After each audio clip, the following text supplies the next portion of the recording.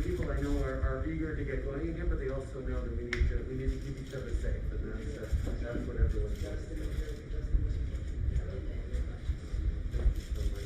Well, thank you for welcoming me to your beautiful place. Really appreciate it. Thanks for that. Sounds serious. Yes, very much so. That's nice. It's so good. Yeah.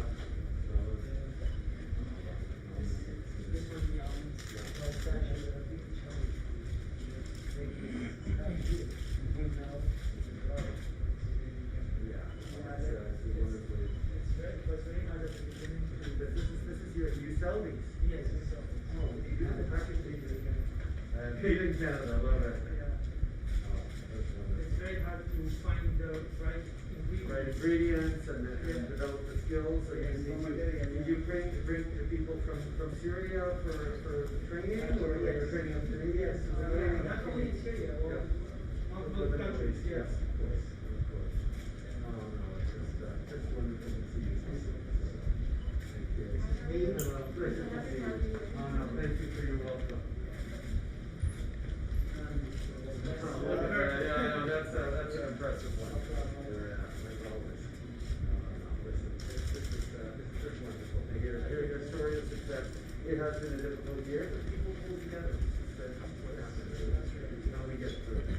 We face a big challenge, but right now I feel that we don't need several big companies. Yeah, we're at the beginning and the end. We just have to keep pushing hard. So excited for the future. I think there's a lot of reason to be positive. Yes, there are.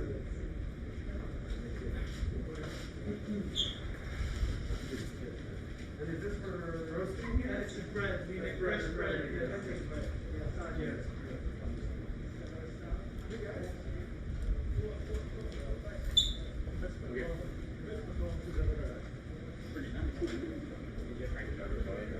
Good.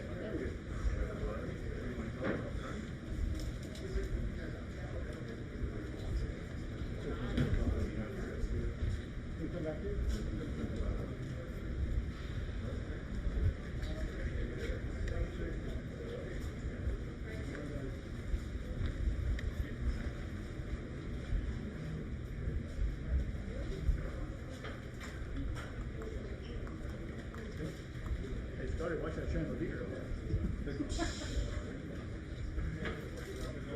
Are you studying white, Scotty, or are you studying white? Studying white.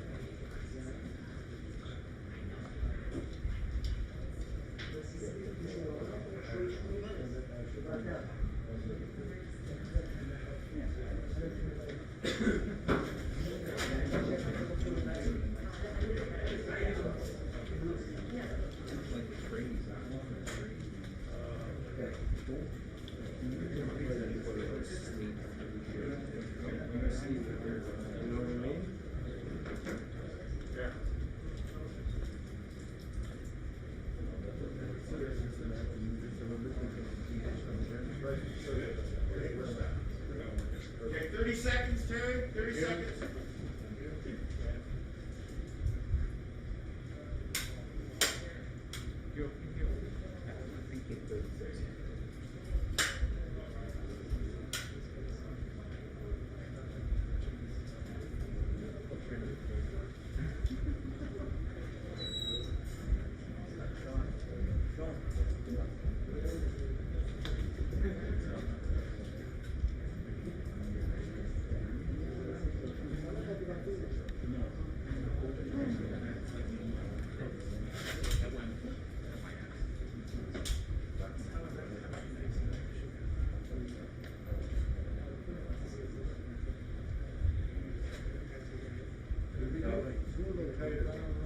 Real tight.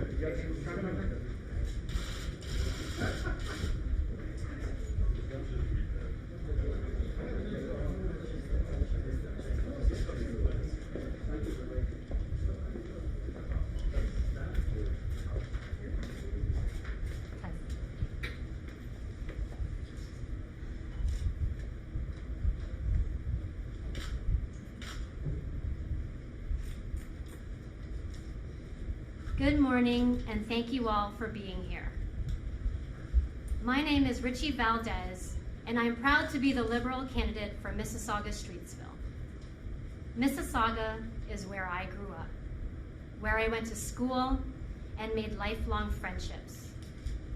It is also where both my children were born, where I started my first business, and it's where I'm working hard each and every day to become the next Member of Parliament for this great community. I would like to thank our host, Nafisa, for opening up their doors for us today. This restaurant is not just a Mississauga success story, but also a Canadian success story. And I'm so proud that it's located right here in Mississauga Streetsville. It's also an honor to be here with Mayor Bonnie Crombie, who has served as Member of Parliament for Mississauga Streetsville prior to her distinguished municipal career. Thank you for your tremendous leadership, for being our role model, and for being such a strong force for our city. And we are also fortunate to be joined by a fierce advocate for our diverse and beautiful city. Not only is he someone who has helped make our city better, but he also shares the values of our community and fights every single day to make our country a better place. He is someone who fights for what is right, and even during the most difficult times. And he has personally inspired me to put my own name on the ballot. Ladies and gentlemen, it is a great honor and a true privilege to introduce to you our Liberal leader, Justin Trudeau.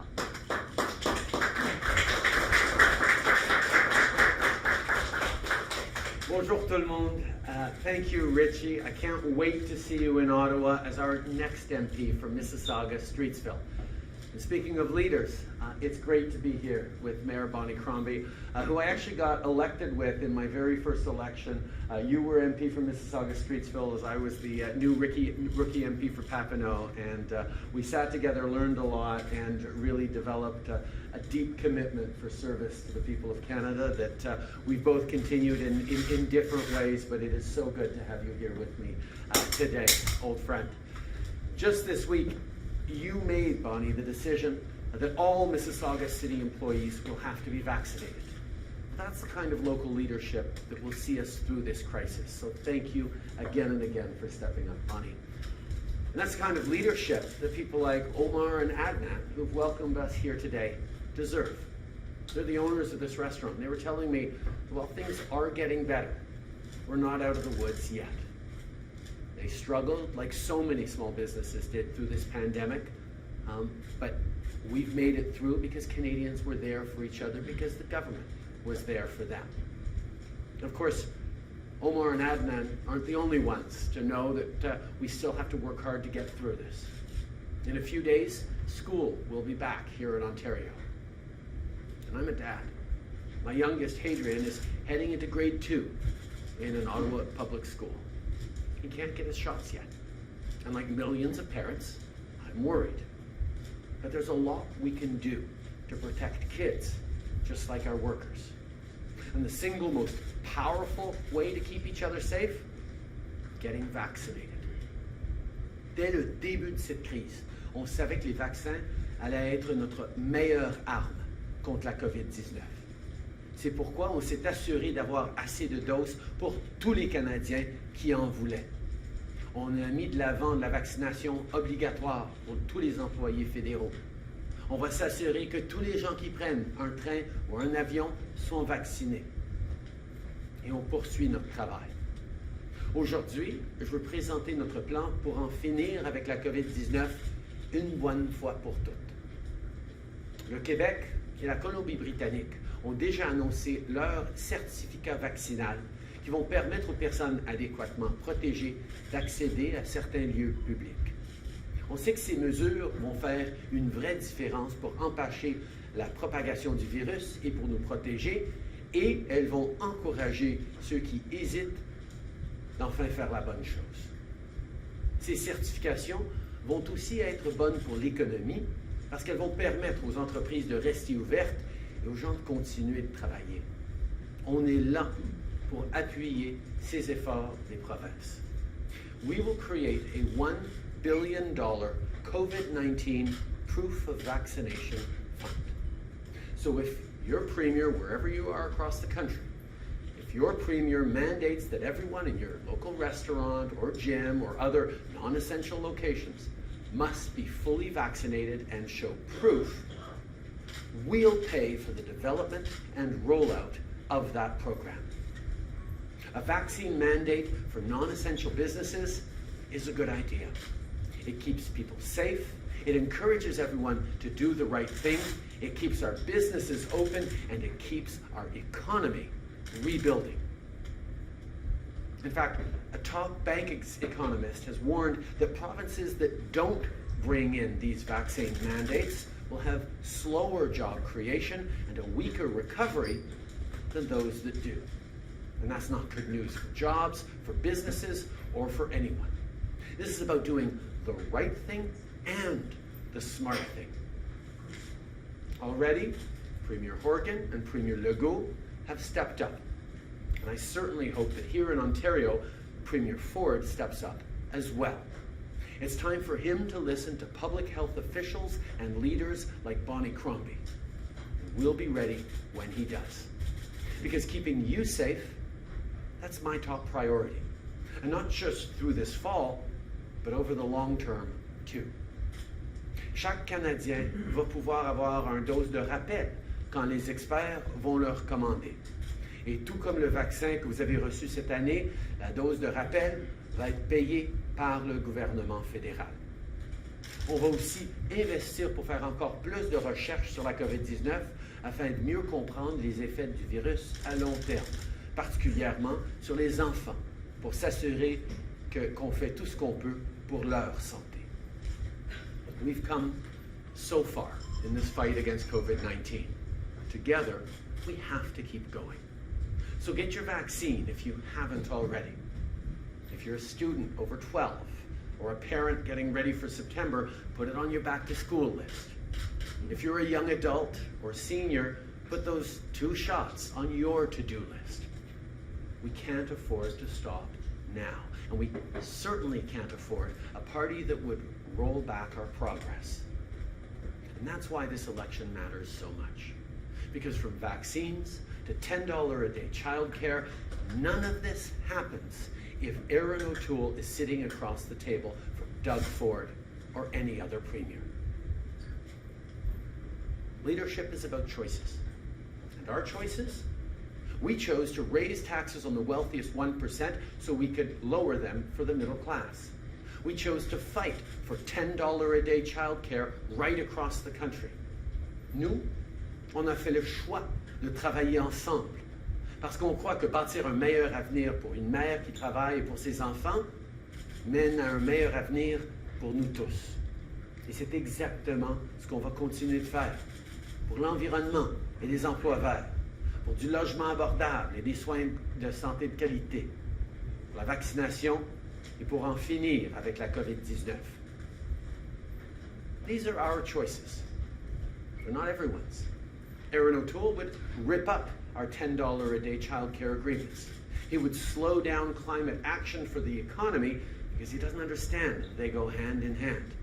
He would choose landlords over renters. He'd choose more options in healthcare for the wealthy and fewer for everyone else. The one thing he won't choose? Vaccines. He can't even tell his own candidates to get their shots. He can't tell Canadians why he doesn't think everyone boarding a plane or a train should be vaccinated. Those are his choices, and they're the wrong choices at exactly the wrong time. That's what's at stake in this election. And the path Canada takes, that's up to you. That's your choice. I want to take a moment right now to talk about those folks outside, as there have been at a number of stops along this campaign, who are protesting masks, who are protesting vaccines, who are angry about public health measures like lockdowns. That's their choice. That's a choice that they're expressing loudly and clearly. But it's not just a choice that they're making for themselves. It's a choice they're imposing on others. Because we only get through this pandemic, we only finish with this pandemic if everyone steps up, not just for themselves, but for each other. My son's 7 years old. He can't get vaccinated. Thousands upon thousands of kids across the country depend on adults doing their part and getting vaccinated, on making the smart choices to keep each other safe. So it's not just about you. It's about everyone you love. It's about our doctors and emergency workers who are getting more and more overwhelmed with people who haven't gotten their vaccines. It's about being there for each other.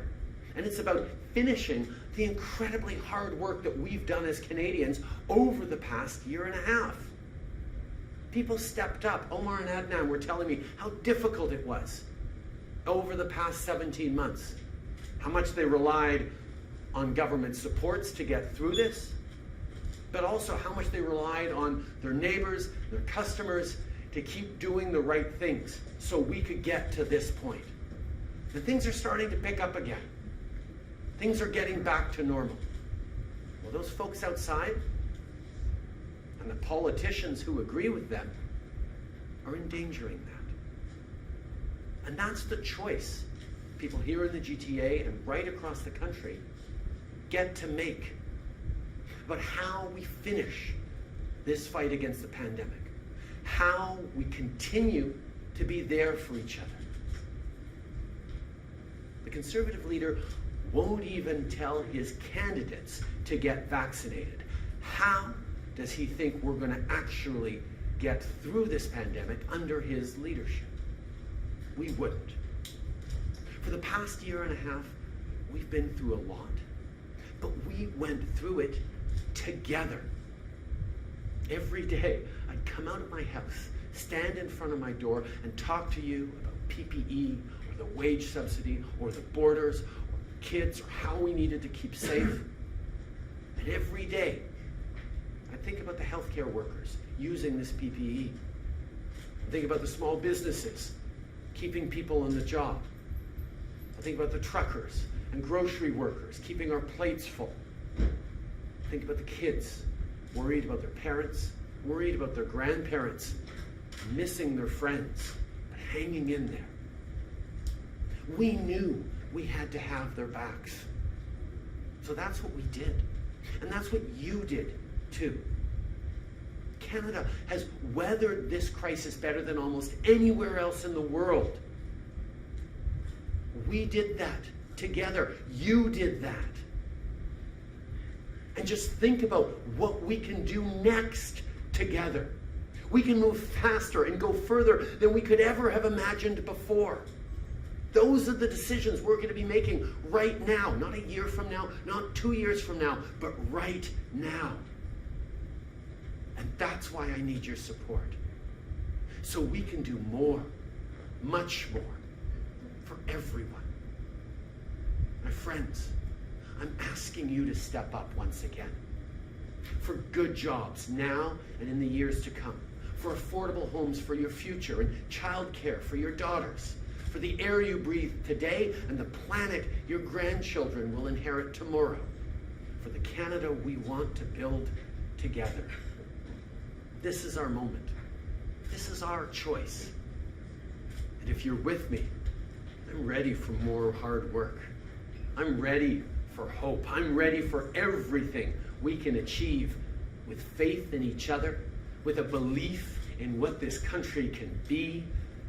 Let's choose forward for everyone. Merci. Thank you, Mr. Trudeau. We'll now start the 20-minute question period with Christy Kirker from the Globe and Mail.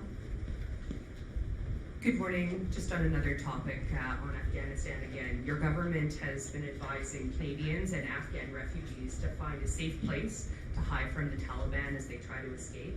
Meantime, Canadian veterans who have been trying to help and have been pushing for expedited visas are now telling people to hide again and come up with rescue plans. So why isn't your government being proactive about helping those left behind in Afghanistan get to other countries like Uzbekistan, Tajikistan, and Pakistan?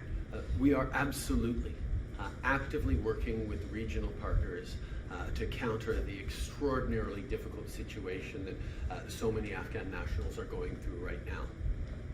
We see the news every night as Canadians and feel such deep sorrow and heartbreak and concern for those folks who've been there alongside Canadians fighting for a better future in Afghanistan for so many years.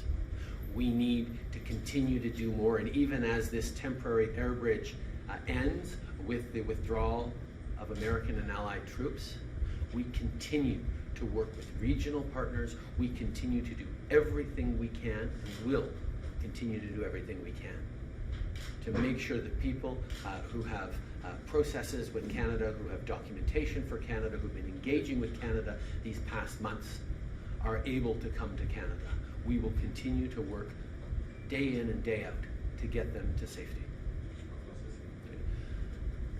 Je sais que les gens sont en train de regarder avec énormément d'émotion et de préoccupation les nouvelles à tous les soirs sur l'Afghanistan. Les attentats terroristes sont déplorables et nous les condamnons de tout cœur. Et nous allons continuer d'être là pour aider l'évacuation du plus grand nombre de gens possible. Oui, l'étape de vol d'urgence est en train de se terminer maintenant parce que les troupes américaines et alliées sont en train de se retirer. Mais nous allons continuer de travailler avec les partenaires régionaux, avec nos alliés, pour aider le plus de gens possible, certainement ceux qui ont la documentation et l'engagement avec le gouvernement canadien, de trouver des façons de sortir de l'Afghanistan et de revenir au Canada. Following up.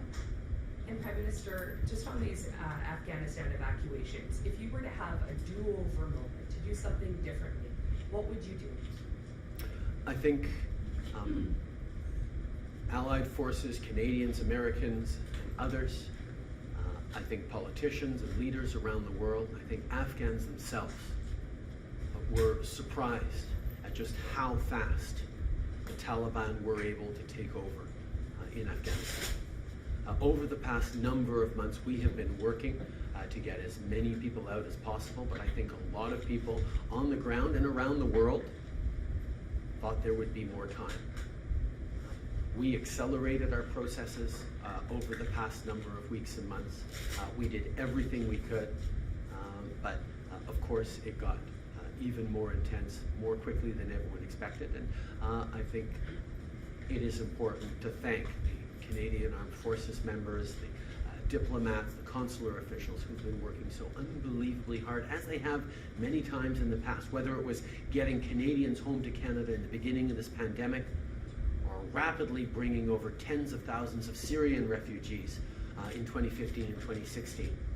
Canadians continue to step up, especially right across the country, to welcome people fleeing violence and terror into our country, into their new country, into their new homes. Next question. Abigail Beeman, Global News. You talk about working with regional partners.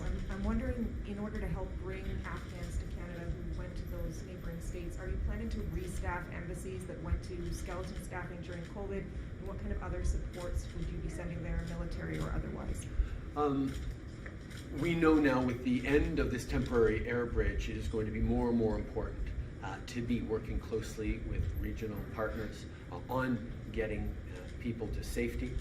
We are working with various countries around the globe, specifically around the region, to ensure that people bearing Canadian documentation or who are working with IRCC on their immigration status to Canada be expedited, be welcomed, be treated extremely well so we can get them to Canada. In a situation like this, so many countries in the region are worried about the refugee crisis, worried about long-term camps being set up in the border countries around Afghanistan and other parts of the region. Canada, by being so generous, by Canadians, by being so solid about welcoming Afghans to Canada in the tens of thousands in the coming months, can tell those countries, look, anyone who has Canadian documentation, expedite them, we'll take them, we'll process them quickly. And that will help at getting people who Canada owes a duty of care to out to safety and here to Canada. Last night, Aaron O'Toole said if he were Prime Minister, he would, quote, provide political and material support to Afghans resisting the Taliban occupation. Is that something that you would be prepared to do, and what kind of material support do you think is appropriate? We're going to continue to work with the international community on ensuring a stronger future for Afghanistan, on demonstrating and putting pressure on the Taliban to allow people to leave, to respect human rights, to do more to protect vulnerable Afghans, particularly women and girls who've seen significant progress over the past number of years. At the same time, Aaron O'Toole is promising to end the immigration program responsible for bringing over tens of thousands of Syrian refugees, and the very program we're using to welcome in the future tens of thousands of Afghan refugees. So Aaron O'Toole is talking about doing more to help in Afghanistan, but not to being generous the way Canada has always been with government-sponsored refugees. I think people can read through the lines and understand what his perspective is on that for real.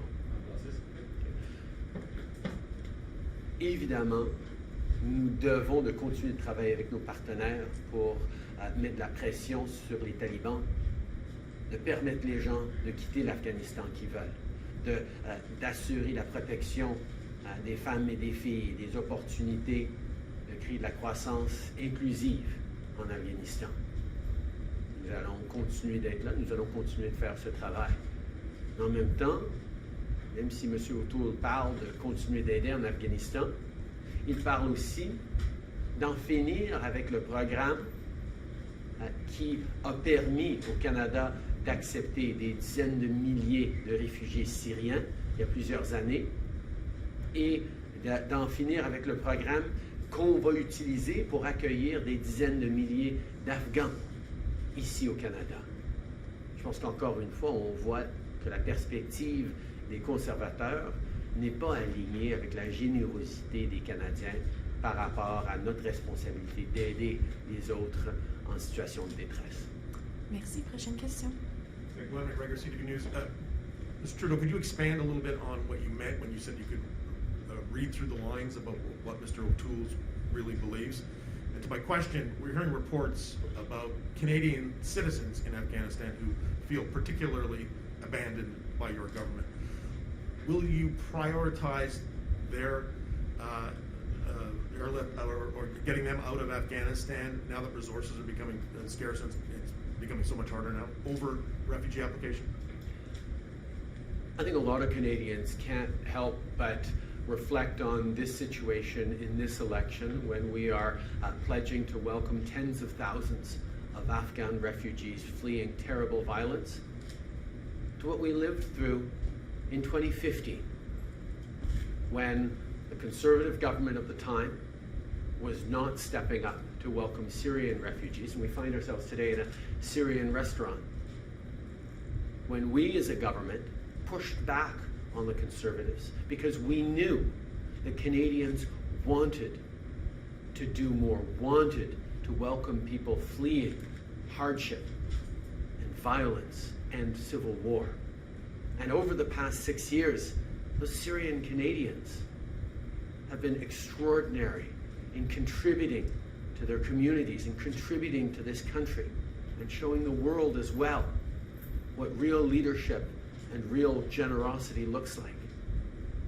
And now Erin O'Toole is promising to end the very program that brought in tens of thousands of Syrian refugees, the very program we're using to bring in tens of thousands of Afghans fleeing to Canada. That doesn't make sense. And our priority has been from the very beginning and will always be getting Canadians to safety. Yes, there are thousands of Afghans to whom we owe a duty of care, and we are doing tremendous things to get them to safety as well. But our first priority has to be and will always be getting Canadians to safety. That was what we did in the 17 flights over the past few weeks that we got out. We compare favorably and strongly to just about every other of our allied countries in terms of how strongly and actively Canadians work to get people out of Afghanistan to safety. And for the Canadians who remain, unfortunately, in Afghanistan, we will continue both to demand that the Taliban allow them to get out to safety, but also to work with international allies and regional partners to ensure that they're able to do that. Following up. When you were in Belgium in June, you saw firsthand how the European Union had implemented a multinational vaccine passport. It was already up and running even then. People were using it to get into restaurants and bars. Today, you're saying sometime after the election, you will write a check to each province and say, take it away from there. You haven't implemented a national vaccine passport. You could have done this months ago. Why are you not showing more leadership on this? I think from the beginning of this pandemic, Canadians have watched the federal government and provincial governments work together to keep people safe. One of the things we were lucky about, certainly in the beginning of this pandemic compared to certain other countries, is that the pandemic didn't become a polarizing political issue. Premiers of all different stripes gathered together every week at first, every couple of weeks after that for the duration of this pandemic to coordinate what we were doing, to work together, to make sure we were all on the same page, to recognize that different parts of the country were facing different challenges and therefore needed different responses. But every step of the way, we worked together. Now, the federal government doesn't have the vaccination status of all Canadians. That's a provincial healthcare responsibility.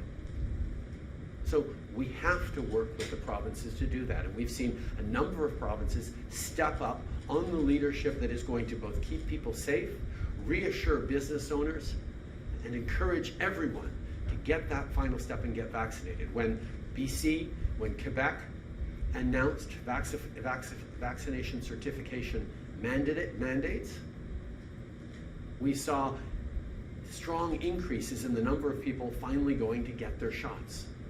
That's what we want to see right across the country. That's how we're going to get through it. And I want to remove the barrier that is, oh, it might be really expensive to do from provinces' calculations. We will take on the financial costs of bringing in vaccination mandates for non-essential business services and businesses so that we can make sure that everyone is doing their part to keep us all safe and to get through this pandemic quicker and stronger than otherwise we would. Next question. Bonjour, M. Trudeau, Catherine Lévesque, la presse canadienne. Je voulais revenir sur la vaccination, mais de fonctionnaires fédéraux et de pilotes d'avion, etc. Plus tôt cette semaine, à Hamilton, j'ai croisé justement un pilote d'avion qui s'appelle Brandon. Ce n'est pas un manifestant, il a voté pour vous en 2015, en 2019. Et là, il n'était pas trop sûr de se faire vacciner. Et là, il déplore la politisation du débat actuellement. Il dit qu'en ce moment, c'est trop divisé, il ne veut pas se faire vacciner. Donc, je me demandais, qu'est-ce que vous lui répondez? Qu'est-ce que vous dites à quelqu'un comme lui qui ne sait pas s'il pourra aller travailler bientôt? D'abord, c'est pas une question de politique, c'est une question de santé publique. Les experts, les médecins, les leaders en santé publique sont tous en train de dire la meilleure façon d'en finir avec cette pandémie, c'est de se faire vacciner. Et les vaccinations, les vaccins approuvés au Canada sont sécuritaires et efficaces et tout le monde devrait se faire vacciner. C'est pas un débat politique, ça.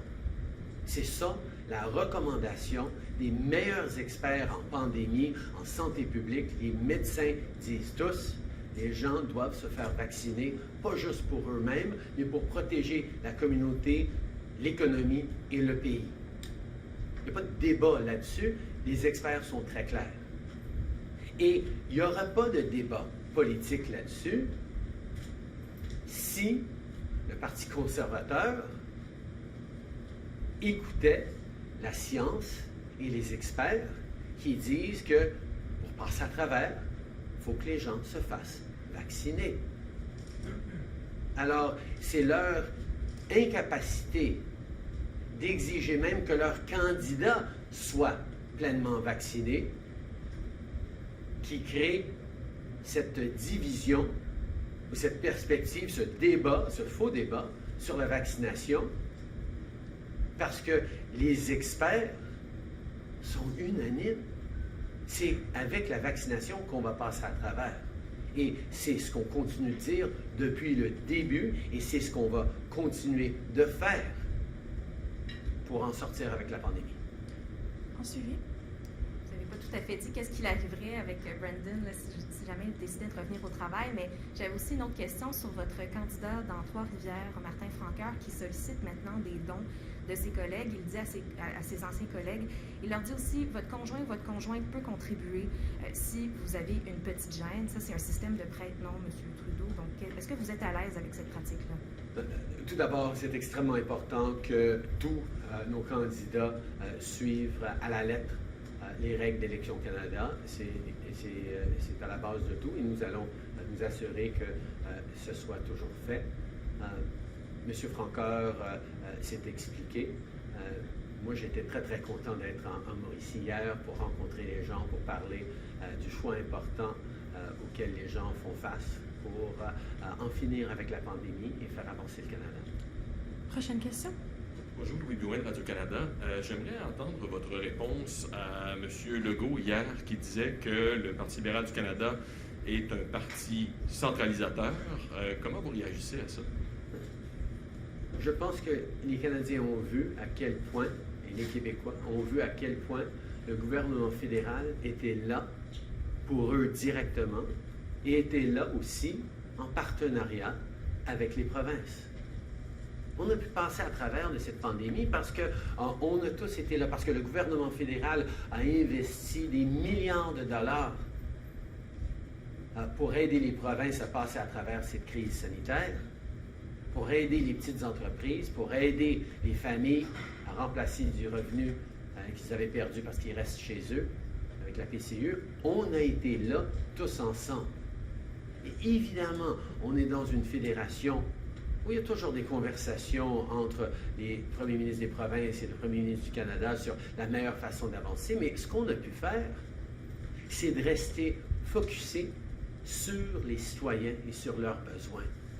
Quand j'ai pu signer une entente avec M. Legault pour s'assurer que l'Internet haute vitesse aille dans tous les ménages au Québec d'ici la fin de l'année prochaine, c'est ça, la collaboration.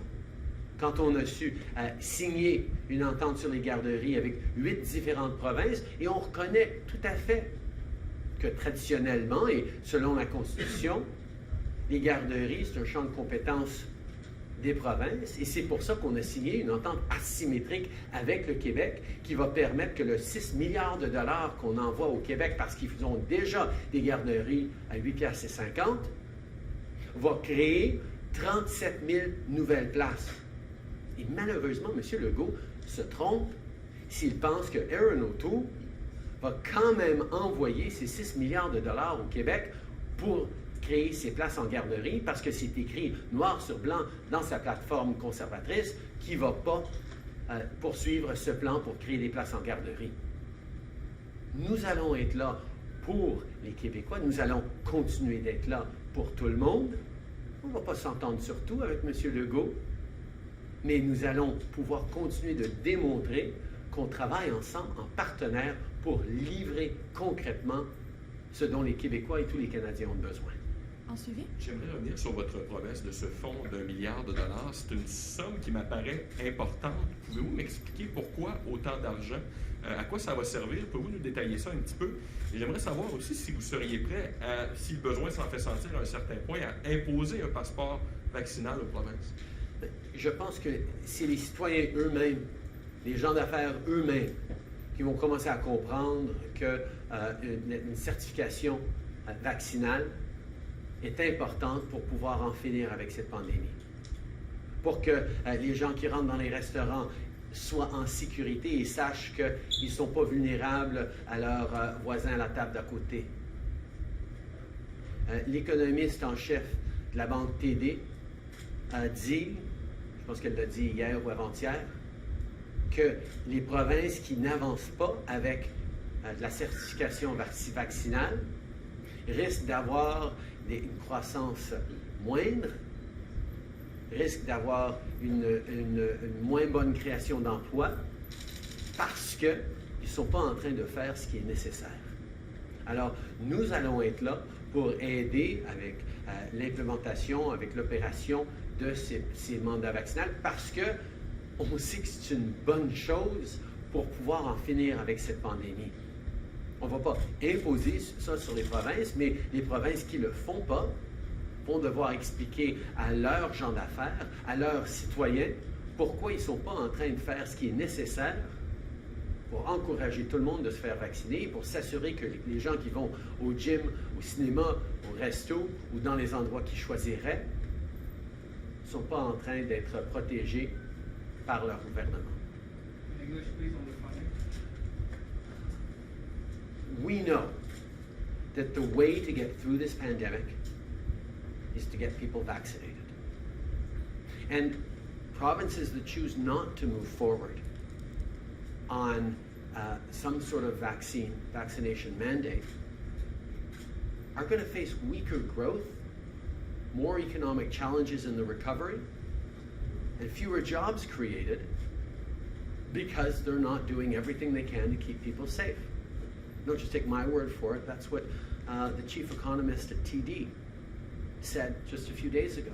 She said that there is a real concern that we not see the kind of growth we need in the recovery if provinces don't move forward on mandating vaccinations. And we're not going to tell provinces what it is exactly that is right for them, but we will be there to support them if they move forward with strong, clear mandates that say that people need to be vaccinated to do certain non-essential things.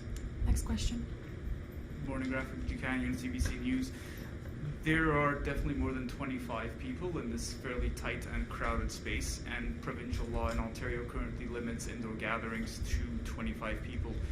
Are you breaking the spirit, if not the letter of the law, to hold a party event and lecture the Premier of Ontario on vaccine passports? I think Canadians are facing a really important choice right now. I think over the past number of months, Canadians saw what kind of big decisions, big choices their government had to make to keep people safe, to make sure that we got through this pandemic better than most other countries around the world. And our ability to do that and to continue to do that is what's at stake here in this election. The Conservatives have made it very clear. They're not even going to tell their candidates to get vaccinated. That's not how we get through this pandemic. So we're going to continue to remind Canadians that the big decisions about our future, they're being made now and in the coming months by your government. And that's where Canadians get to weigh in. Because those decisions aren't going to be made a year from now or 2 years from now. They're going to be made right now. And Ontarians, and indeed all Canadians, deserve to be heard on that. Following up? I'm not sure that was an answer to my question. So did you get special clearance to hold an event that exceeds current crowd capacity in Ontario indoors? We're going to continue to do everything we can to keep people safe. We will always follow public health guidance. We will follow the best recommendations of the public health experts advising our campaign. And the first and most fundamental thing we do is to be able to look at Canadians and say, every single one of our candidates is doing the right thing.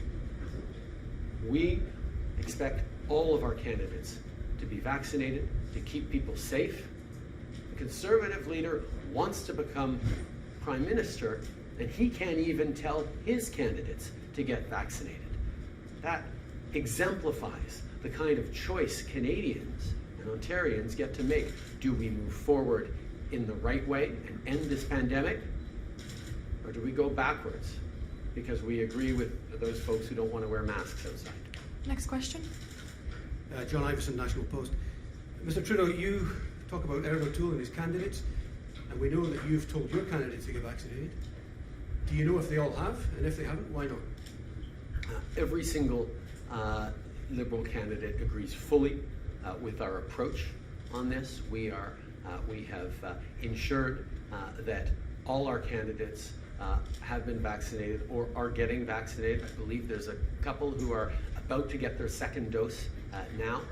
But we take very, very seriously the responsibility we all have if we're getting out there, going door to door to keep Canadians safe, and we absolutely will do that. Nous avons exigé que les candidats qui se présentent pour nous soient vaccinés. Il y en a quelques-uns, je crois, qui sont à veille d'avoir leur deuxième dose de vaccination. Mais comme j'ai dit aux Canadiens, nous attendons à ce que nos candidats mènent par exemple et s'assurent de garder tous les Canadiens en sécurité, ce que M. O'Toole ne fait pas. Follow-up, private healthcare. Have you personally paid out of pocket for private healthcare?